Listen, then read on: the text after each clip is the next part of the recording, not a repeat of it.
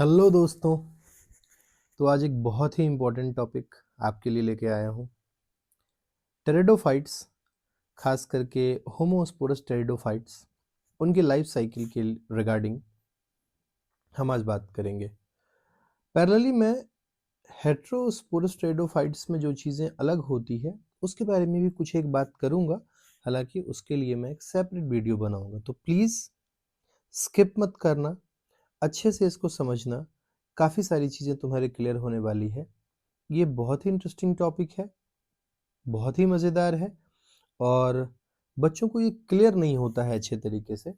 सो आज मैं इसको लेकर के आपके साथ डिस्कस करने जा रहा हूँ। So let's start. ओके, हमें पता है कि जो टेरिडोफाइट्स होते हैं, देखना मैं कुछ बातें कह रहा हूँ पहले। जो टेरिडोफाइट्स होते हैं, टेरिडोफाइट्स की जो मेन प्लांट बॉडी होती है, टेरिडोफाइट्स की जो मेन प्लांट बॉडी होती है, मेन प्लांट बॉडी, ये स्पोरोफाइट होती है। ये स्पोरोफाइट होती है। स्पोरोफाइट कहने का मतलब होता है ऐसा बॉडी जो क्या बनाएगा, स्पोर का फॉर्मेशन करेगा। सिंपली ऐसा बॉडी जो किसका फॉर्मेशन करेगा, स्पोर का फॉर्मेशन करेगा। और स्पोर के फॉर्मेशन करने के लिए क्या करेगी, meiosis. Okay, so it simply means कि ये डिप्लॉयड होगा और ये हैप्लॉयड, क्योंकि आपको पता है मेयोसिस जब कभी भी होगी तो डिप्लॉयड बॉडी के अंदर होगी और उससे क्या बनेंगे, हैप्लॉयड स्पोर्स बनेंगे। तो स्पोरोफाइट हम इसको कहते हैं जो स्पोर बनाता है, और गेमेटोफाइट किसको कहेंगे, जो गेमेट्स का फॉर्मेशन करेगा। So the main plant body of pteridophyte is a sporophyte. So देखें, ये आपको जो दिख रहा है ये टेरिडोफाइट का मेन प्लांट बॉडी है, जिसे आप यहाँ मैच्योर स्पोरोफाइट हम कह रहे हैं। और यहाँ पे इसकी प्लॉइडी दिखाया है कि भैया ये डिप्लॉयड है, this is diploid. Okay, so it has 2 sets of chromosome. जो क्रोमोसोम रहेंगे उसमें जितने भी क्रोमोसोम हैं, हर क्रोमोसोम पेयर में होगा, तो हम 2 सेट कह रहे हैं उसको। ओके, सो नाउ ये जो स्ट्रक्चर आप देख रहे हैं, ये जो प्लांट आप देख रहे हैं, ये एक फर्न है।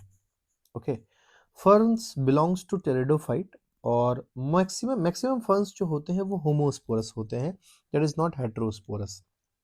लेकिन कुछ एक फर्न्स हेट्रोस्पोरस भी होते हैं। जैसे कि मैं बात करूं तो एक फर्न है जिसका नाम है एजोला, एक फर्न है जिसका नाम है Marsilea. Okay, I am writing again, Marsilea, azolla, Salvinia. ये ऐसे फर्न्स होते हैं जो हेट्रोस्पोरस होते हैं। इनके अलावा जो फर्न्स होते हैं वो होमोस्पोरस होते हैं।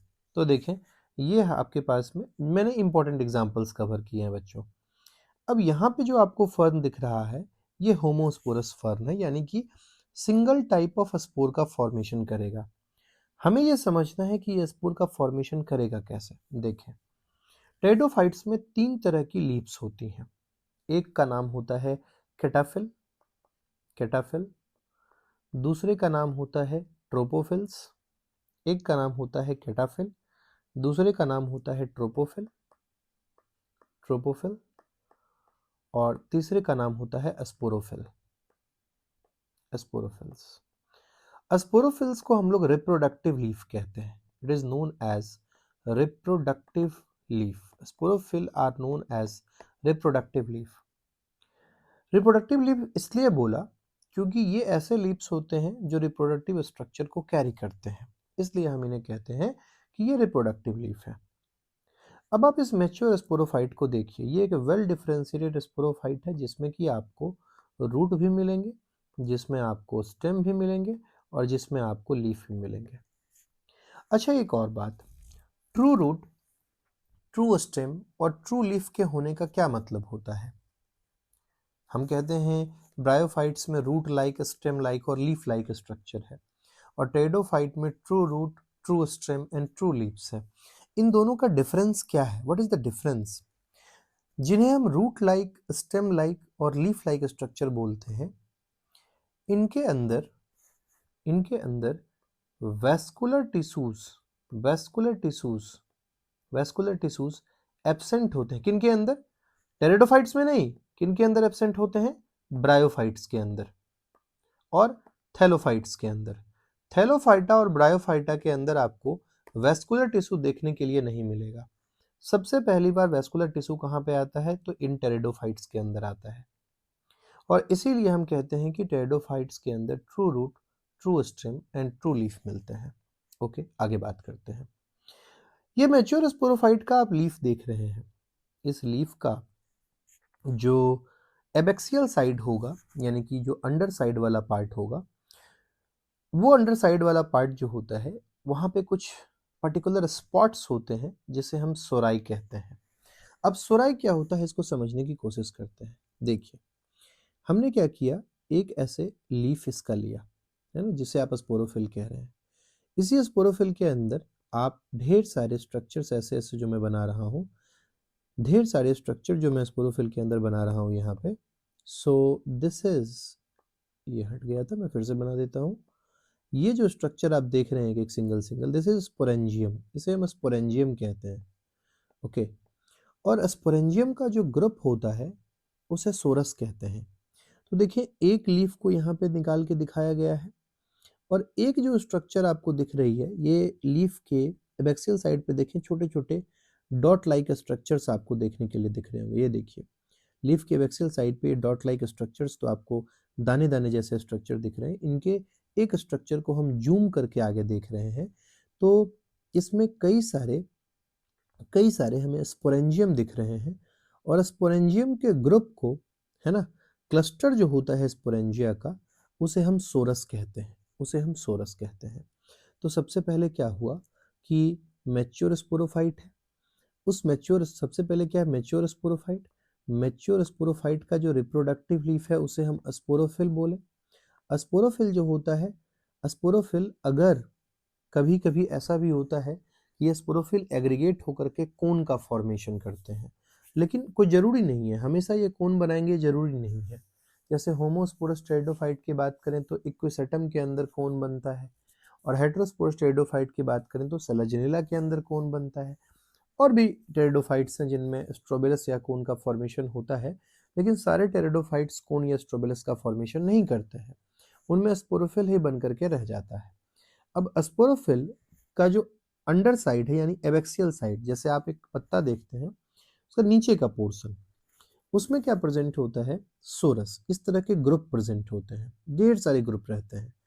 तो ढेर सारे ग्रुप को अगर सारे ग्रुप को मिला करके बोलेंगे तो कहते हैं सोराई, और किसी एक को बोलते हैं तो कहते हैं सोरस। और हर सोरस जो है वो ढेर सारे स्पोरेंजियम का कलेक्शन है, ग्रुप है। अब सुनिए, हमने एक स्पोरेंजियम को हटाया और एक स्पोरेंजियम को अब हम समझने की कोशिश कर रहे हैं कि एक स्पोरेंजियम क्या है। अब सुनिए स्पोरेंजियम क्या है, देखें, बहुत इंपॉर्टेंट पॉइंट होने जा रहा है, ध्यान से समझने की कोशिश कीजिएगा। देखिए, स्पोरेंजियम के अंदर प्रेजेंट होते हैं स्पोरेंजियम के अंदर प्रेजेंट होते हैं स्पोरोजीनियस सेल। ओके, और इसके पास में पोटेंशियल होता है स्पोर के फॉर्मेशन का, तो हम इन्हें कहते हैं spore mother cell. We call it spore mother cell. Spore mother cell की प्लॉइडी डिप्लॉइड, इनके अंदर हुई मियोसिस, और ढेर सारे स्पोर्स बन करके ढेर सारे स्पोर मदर सेल होंगे, एक नहीं होगा, और ढेर सारे स्पोर्स बन करके यहाँ पे तैयार है। So now understand the part कि ढेर सारे स्पोर बने, और ये स्पोर जो है ये एनवायरनमेंट के अंदर रिलीज हुआ। नाउ अंडरस्टैंड द पार्ट, बहुत इंपॉर्टेंट पोर्शन समझिए। ये स्पोरोफाइट है, डिप्लॉइड है। सोरस कैसा है, डिप्लॉइड। सोराई भी डिप्लॉइड। स्पोरेंजियम डिप्लॉइड, ये डिप्लॉइड स्ट्रक्चर है। स्पोर मदर सेल डिप्लॉइड, और डिप्लॉइड में मियोसिस होकर के स्पोर बने, जो स्पोर्स क्या होते हैं, हैप्लॉइड। ये देखिए, ध्यान से देखिए, ये स्पोर इस मदर बॉडी के ऊपर नहीं है, ये स्पोर रिलीज हो गया, एनवायरनमेंट में रिलीज हो गया, ये स्पोर सॉइल पे जाएगा, जर्मिनेट करेगा। यानी ये स्पोर का जो डेवलपमेंट हो रहा है, यहां तक तो आपने बोला, ये पोर्शन तो आपने बोला कि डिप्लॉयड है, यहां तक आपने बोला कि डिप्लॉयड है, ये पोर्शन आपने डिप्लॉयड बोला। 2n, और ये पोर्शन आपने n बोला। मुझे बताइए जहां से n की शुरुआत हो रही है, क्या ये n इस पर डिपेंड कर रहा है? नहीं कर रहा है। यानी गेमेटोफाइट इसके ऊपर डिपेंड नहीं कर रहा है, और ना ही ये स्पोरोफाइट इस गेमेटोफाइट पे डिपेंड कर रहा है। यानी ना तो गेमेटोफाइट स्पोरोफाइट पे डिपेंड कर रहा है, ओके, ना तो गेमेटोफाइट स्पोरोफाइट पे डिपेंड कर रहा है, और ना तो स्पोरोफाइट गेमेटोफाइट पे डिपेंड कर रहा है। इन दोनों के बीच में कोई डिपेंडेंसी नहीं है। इसीलिए कहते हैं टेरिडोफाइट्स में इंडिपेंडेंट अल्टरनेशन ऑफ जनरेशन होता है। Pteridophyte shows independent alternation of generation. Now, ये स्पोर कहाँ गया? देखिए, sporangia releases spores. Most fern species produce a single type of spore that develops into a bisexual photosynthetic gametophyte. अब देखिए क्या कह रहा है, स्पोर जो होगा वो जर्मिनेट करेगा। स्पोर क्या करेगा? जर्मिनेट करेगा। स्पोर जर्मिनेट कर करके यंग गेमेटोफाइट का फॉर्मेशन किया। यंग गेमेटोफाइट फिर जाकर के एक मैच्योर गेमेटोफाइट का फॉर्मेशन करेगा। अब देखें इस मैच्योर गेमेटोफाइट को ध्यान से समझें। यहाँ पे थैलस का अंडर साइड आपको दिखाया गया है। अंडर साइड का मतलब होता है ventral side of the thallus. Okay, जैसे मेरा हाथ है, मैं अगर इस स्क्रीन पे अपना हाथ रख दूं, इमेजिन कीजिए आपके सामने फ़ोन है, तो आप अपना हाथ ऐसे रखें, सीधा जैसे आप रखते हैं, तो हाथ को रखें और फिर उसको जो हथेली है आपकी उसको ऐसे ऐसे करके उठाएं। उठाएं तो नीचे का जो पोर्शन आ रहा है, जो सॉफ्ट वाला पोर्शन है, वो वेंट्रल साइड हुआ, और ऊपर का जो पोर्शन हुआ वो डॉर्सल साइड का पोर्शन हुआ। तो जो अंडर साइड का मतलब क्या हुआ? Ventral side. अब यहाँ पे आपको रेजॉइड्स देखने के लिए मिल रहे हैं और सेक्स ऑर्गन देखने के लिए मिल रहे हैं। एक बात बड़े कायदे से समझ लीजिए ध्यान से, ये जो गेमेटोफाइट है ये बाइसेक्सुअल है। बाइसेक्सुअल गेमेटोफाइट कहने का मतलब क्या होता है? इसमें मेल पोर्शन भी डेवलप हो रही है और इसमें फीमेल पोर्शन भी डेवलप हो रही है। ऐसा क्यों हुआ? यही तो बहुत इंपॉर्टेंट पॉइंट है, क्योंकि जो स्पोर थे ना वो सिंगल टाइप के थे। दो अलग अलग तरह का मेल या फीमेल स्पोर नहीं थे, दो अलग अलग तरह की स्पोरेंजियम नहीं थी, दो अलग अलग तरह का स्पोरोफाइट के ऊपर जो डेवलपमेंट हो रहा है वहां पे माइक्रोस्पोरोफिल और मेगास्पोरोफिल नहीं है। वहां पे जो स्पोरेंजियम डेवलप हो रहा है वो माइक्रोस्पोरेंजियम या मेगास्पोरेंजियम नहीं है। जो स्पोर मदर सेल है वो माइक्रोस्पोर मदर सेल या मेगास्पोर मदर सेल नहीं है, वो सिंपली स्पोर मदर सेल है। तो स्पोर तो एक ही तरह का बना। अब इस स्पोर में माइटोसिस होकर के इस स्पोर में क्या हुई है? माइटोसिस हुई है। ये भी हैप्लॉइड है और ये भी हैप्लॉइड है, तो माइटोसिस से ये गेमेटोफिटिक स्टेज बन रहा है। अब जरा ध्यान से आप सोचें कि यहाँ पे जितने भी सेल्स के बने होंगे, सारे सेल्स तो माइटोसिस से बन रहे हैं। थोड़ा डिफरेंशिएशन वगैरह हुआ होगा, माइट बी पॉसिबल, लेकिन लेकिन इस बात को समझें कि एक ही ऑर्गन पे, सॉरी ऑर्गन नहीं, एक ही थैलस पे मेल भी है और फीमेल भी है। तो आप क्या कहेंगे कि ये एक बाइसेक्सुअल गेमेटोफाइट है। कैसा गेमेटोफाइट है? बाइसेक्सुअल बोल दें, या फिर ज्यादा बेहतर टर्म है आप मोनोसियस भी इसको कह सकते हैं, है ना। एंजियोस्पर्म में बाइसेक्सुअल यूनिसेक्सुअल टर्म का इस्तेमाल हम फ्लावर के लिए करते हैं, और मोनोसियस और डायोसियस टर्म का इस्तेमाल हम प्लांट के लिए करते हैं। ओके, सो कहता है कि each gametophyte develops into sperm producing organs called antheridia and egg producing organ called archegonia. Although this simplified diagram shows a sperm fertilizing an egg from the same gametophyte. In most fern species, a gametophyte produces sperms and egg at different times. Therefore, typically an egg from one gametophyte is fertilized by the sperm from the another gametophyte. क्या मतलब है इसका समझिए। देखें, आपने यहाँ देखा antheridium बना, तो आपको पता है इसके अंदर एंथेरोजॉइड्स बनेंगे। ये जो स्पर्म आप देख रहे हैं, यहाँ पे ये दिखाया गया है कि आर्केगोनियम में जो एग है, इसी थैलस का स्पर्म इसी थैलस के आर्केगोनियम के एग को जाके फर्टिलाइज कर रहा है। लेकिन हकीकत में क्या होता है ये सुने, स्पोर एक तो नहीं बनेंगे, ढेर सारे बनेंगे। तो अगर स्पोर एक से ज्यादा बन रहा है तो ये गेमेटोफाइट भी तो एक से ज्यादा बनेगा। अगर गेमेटोफाइट एक से ज्यादा है तो हर गेमेटोफाइट पे एंथेरिडियम है और हर गेमेटोफाइट पे आर्केगोनियम है। तो आर्केगोनियम है तो हर गेमेटोफाइट के अंदर आर्केगोनियम में एग, और जो एंथेरिडियम है वो एंथेरोजॉइड या स्पर्म का फॉर्मेशन कर रहे हैं। So what is important to note कि एक गेमेटोफाइट, जैसे मान लीजिए मेरे पास दो गेमेटोफाइट है, ये एक गेमेटोफाइट मेरे पास में है और ये एक गेमेटोफाइट है, तो इसका जो स्पर्म होगा वो इसके आर्केगोनियम के एग को जाके फर्टिलाइज करेगी। यानी कि यहाँ जो फर्टिलाइजेशन है वो सेम नहीं, क्रॉस हो रहा है, क्रॉस फर्टिलाइजेशन हो रही है यहाँ पे। अच्छा, आखिर ऐसा क्यों किया गया? जेनेटिक वेरिएबिलिटी को बढ़ाने के लिए। आप खुद सोचे ना, इस एंथेरिडियम, यहाँ का एंथेरिडियम का जो एंथेरोजॉइट्स जो बना, वो अगर जाकर के यहीं पे आर्केगोनियम को फर्टिलाइज कर देता तो क्या वेरिएशन बहुत ज्यादा आ पाता? क्योंकि ये पूरा का पूरा स्ट्रक्चर तो माइटोसिस से बन करके तैयार हुआ है, और ये स्पोर मियोसिस के प्रोसेस से बना from the spore mother cell, और फिर भर भर के माइटोसिस हुई, तो कहीं वेरिएशन तो आ नहीं रहा है बहुत ज्यादा। सो अगर हम क्रॉस करते हैं तो जो दूसरा गेमेटोफाइट रहा होगा लाइक दिस, इसके जैसा मान लीजिए एक और गेमेटोफाइट मैं यहाँ पे इस तरह से बना रहा हूँ, अगर इसके जैसा एक और गेमेटोफाइट रहा होगा तो ये गेमेटोफाइट तो एक अलग स्पोर से डेवलप हुआ और ये गेमेटोफाइट अलग स्पोर से डेवलप हुआ। दोनों स्पोर के बीच में तो जेनेटिक वेरिएशन होंगे ही होंगे, इनमें अलग होगा, इनमें जेनेटिक वेरिएशन अलग होगा। तो अगर क्रॉस करते हैं तो आगे जाके जो जाइगोट बन रहा है उसमें वेरिएशन के चांसेस ज़्यादा हैं और हेट्रोजाइगस कंडीशन ज़्यादा डेवलप होगी उसके अंदर।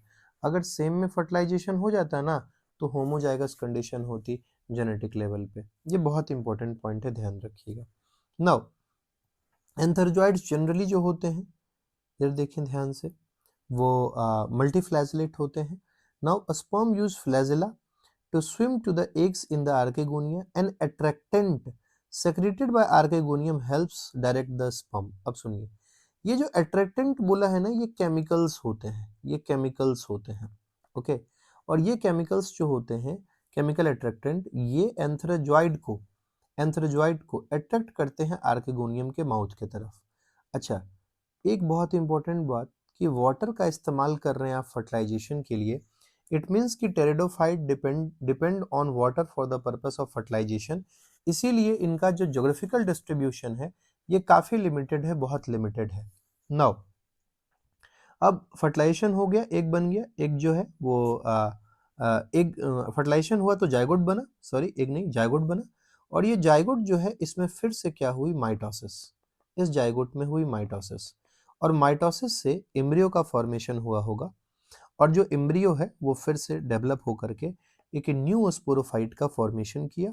गेमेटोफाइट धीरे धीरे जो होगी यहाँ पे डिजेनरेट कर जाएगी, और ये न्यू स्पोरोफाइट जो है ये फिर से डेवलप होकर डिफ्रेंशिएट होकर मैच्योर स्पोरोफाइट में कन्वर्ट हो जाएगा। सो ये zygote develops into new sporophyte and the young plant grows out from an archegonium of its parent the gametophyte. वो ग्रोज आउट, बाहर निकल जाता है जो यंग प्लांट होता है उसके आर्केगोनियम से, और गेमेटोफाइट डिजेनरेट हो जाती है। सो बेसिकली क्या है कि कुछ वक्त तक तो हम कह सकते हैं कि जाइगोट देखिए इस आर्केगोनियम के अंदर है, तो बहुत इनिशियल पीरियड में है ना, कुछ वक्त के लिए हम कह सकते हैं कि हाँ थोड़ी डिपेंडेंसी उस गेमेटोफाइट पे रही होगी, लेकिन हम इसको कंसिडर नहीं करते हैं। हम यही कहते हैं कि इंडिपेंडेंट अल्टरनेशन ऑफ जनरेशन होता है, और मेन प्लांट बॉडी जो होती है वो स्पोरोफिटिक होती है टेरिडोफाइट्स की। तो this is the life cycle of A homosporous pteridophyte. ये एक होमोस्पोरस टेरिडोफाइट का लाइफ साइकिल है। अगर यही हेट्रोस्पोरी हुई होती बच्चों, तो पता है क्या हुआ होता? हेट्रोस्पोरी में आप जो ये स्पोरेंजियम एक देख रहे हो, ये होता माइक्रोस्पोरेंजियम एंड मेगास्पोरेंजियम। फिर यहाँ पे जो मैंने लिखा स्पोर मदर सेल, ये होता microspore mother cell and megaspore mother cell. अलग अलग तरह के स्पोर बनते, और फिर अलग अलग तरह के स्पोर बनते। यहाँ पे स्पोर का जो डेवलपमेंट है वो कैसा हो रहा है, एक्सोस्पोरिक। लेकिन अगर आप हेट्रोस्पोरस टेरिडोफाइट देखते तो वहां पे स्पोर का जर्मिनेशन जो होगा वो बाहर नहीं होगा, वहां पे स्पोर का जर्मिनेशन जो होगा वो मदर बॉडी के अंदर होगा। और इसकी वजह से हेट्रोस्पोरस टेरिडोफाइट्स जो होते हैं हम उनको कहते हैं कि ये सीड हैबिट का प्रिकर्सर है। Heterospory is a precursor of seed habit.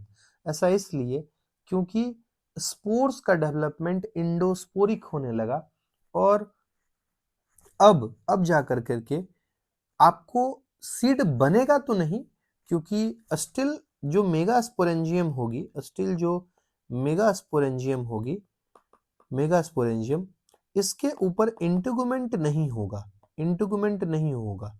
मैं हेटेरोस्पोरेस्टेरोफाइट की बात कर रहा हूं, not homosporous pteridophyte. I am talking about heterosporous pteridophyte. लेकिन सीड हैबिट बनने के संकेत मिलते हैं हमें हेटेरोस्पोरेस्टेरोफाइट से। मैं अलग से एक बार टॉपिक लूंगा हेटेरोस्पोरेस्टेरोफाइट का, ओके, और उसमें मैं डिस्कस करूंगा कि आखिर हेटेरोस्पोरेस्टेरोफाइट कैसे सीड हैबिट का सिग्नल दे रहे हैं, ओके। और तब तक के लिए इतना ही। आप बहुत अच्छे से इसको सुनिएगा, समझिएगा और बिल्कुल कमेंट करें, लाइक करें, सब्सक्राइब करें और दोस्तों के साथ शेयर करें। Thank you so much. मिलते हैं नेक्स्ट लेक्चर में।